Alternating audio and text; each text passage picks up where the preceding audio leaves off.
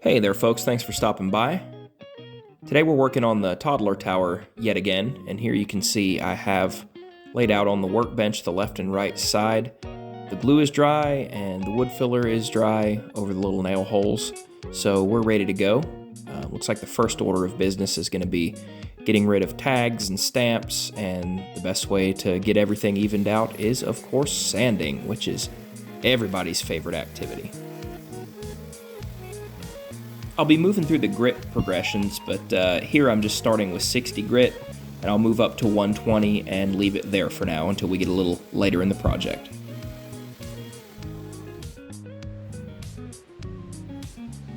Now's also a great time to flush up all the little pieces that are protruding, and here I'm just using a Japanese Ryoba saw. I'm using the cross-cut side because it's nice and flexible and doesn't have a lot of set, and it's the perfect little saw if you don't have a flush trim saw to do this with. And once I get it cut off, I just clamp the piece down to the bench and sand it.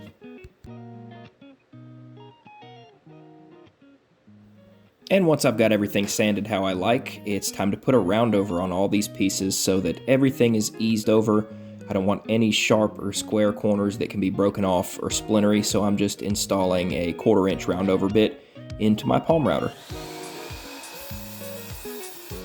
And because I'm so good at getting my order of operations correct, I jumped over to the chop saw quickly before I started routing just to cut out my short pieces that'll be the stretchers in between the left and right side.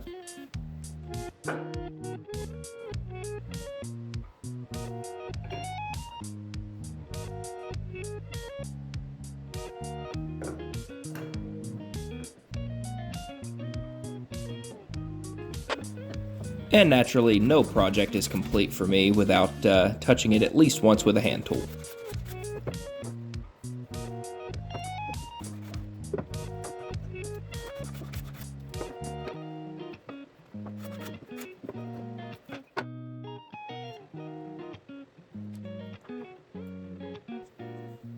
Here I'm just marking out where I want the stretchers to be located. I cut a small scrap of plywood, that way I could have the same amount of reveal on all 4 stretchers, and I'm just using my combination square to mark in from the top and my little scrap to mark in from the side.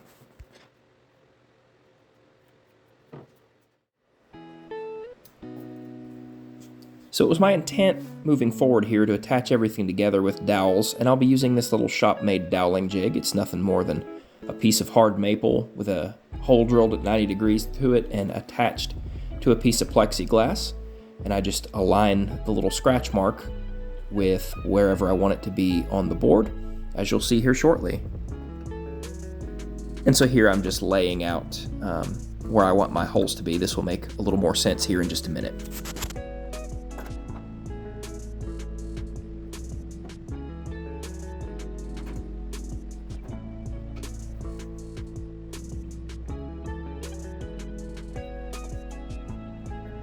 And now that I have the marks lined up, it's time to get drilling. You can see there I have a little flag to mark my depth. Even though on this first one I didn't take into account the depth of the jig itself, so I got to stop and go back and put a flag in the correct location.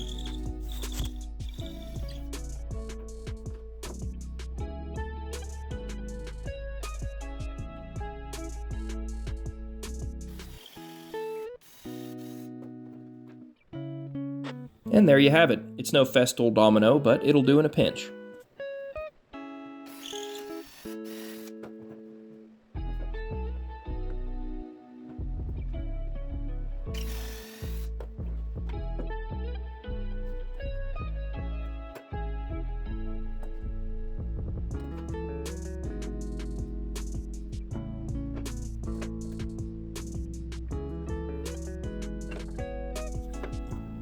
In total, on all 4 of these pieces, because there were 2 holes on each side, that's a total of 4 holes per piece at 4 pieces, which is 16 holes. So that takes a little while, so I'll just let you enjoy the process here, and I'll be quiet for a few minutes.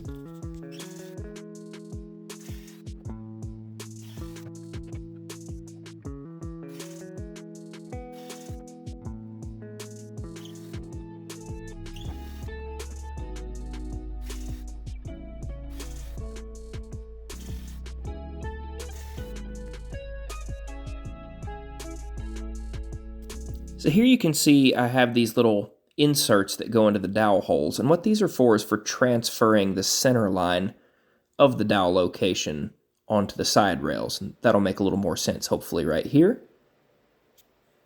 You can see that I'm just presenting it to the workpiece, and I have a couple of boards setting on top to help me line up with where I had marked out previously, and then I'll just give the board a little tap, transferring my locating marks to the side rail.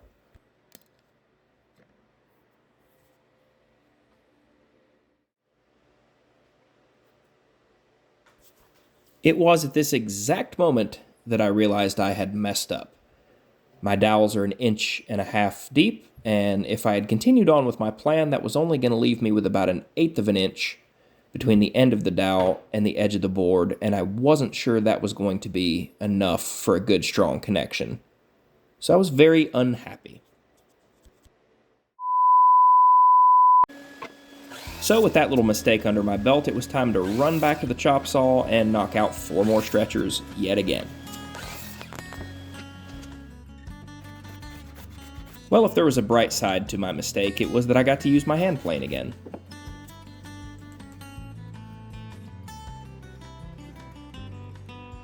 You can see here that 2 stretchers came from one board and 2 stretchers came from another. They all came from the big box store at this length, so I'll be certain to keep these as a pair.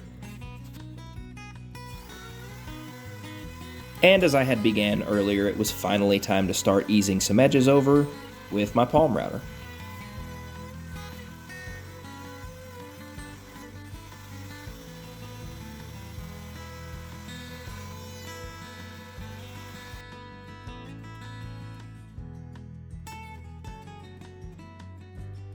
So if you've never used a handheld router before, it can be a little bit intimidating. The biggest thing to remember is, if at all possible, to avoid routing with the rotation of the router because it will tend to want to grab and pull.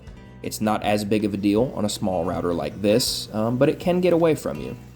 And here you can see I'm vacuuming everything up. I like to stop periodically throughout the process and just clean up my workstation.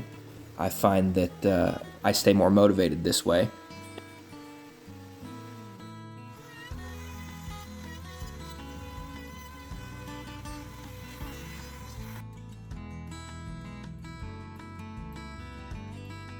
And just like I mentioned earlier, I'm just being careful to route against the rotation of the router, which can be a little bit tricky when you have an odd-shaped panel like this. It's a lot easier when you have a small board in your hand to really know which way you're going, but after just a few minutes, you'll get the hang of it.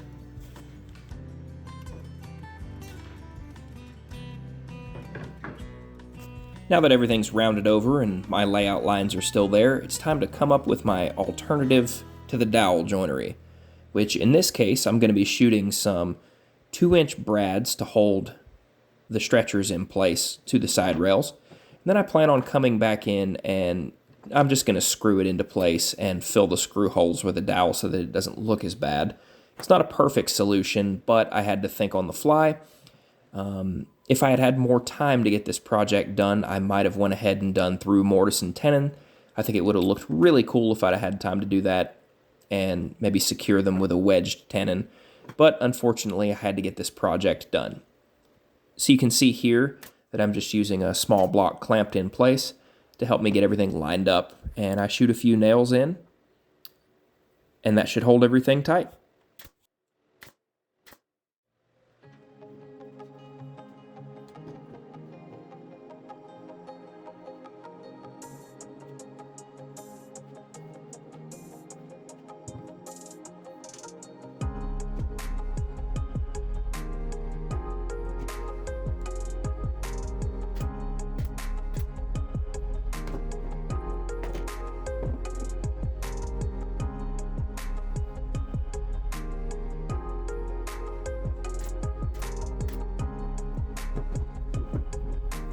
So by my calculations, I am roughly 9 times my daughter's weight. You can see here, even without the screws, this thing is rock solid, just bradded in place.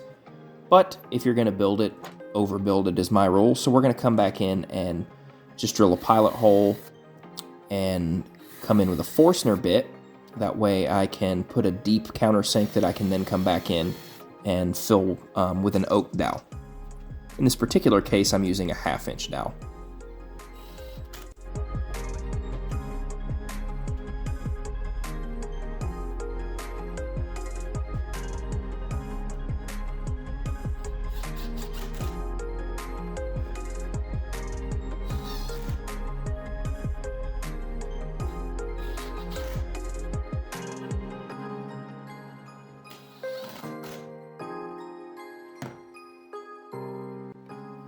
So I'm not sure that it shows on camera, but I made a mark about a 1/2 inch from the right-hand side of my bench hook.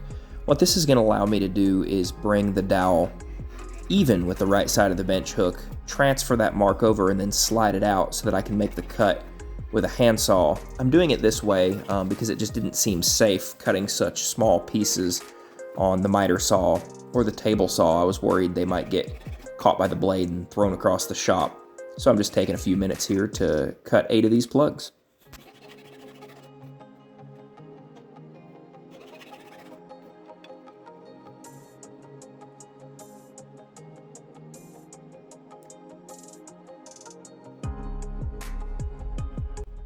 Gluing these little plugs in place is a pretty simple process. I'm just using Titebond 2 as usual for this project. I have the little plug and I have the persuader. So I'm just going to fill this screw hole with a generous amount of glue. I want some squeeze out when I drive this dowel in. And then I'm just going to put him in place and give him a few taps with my mallet, and that'll be good enough.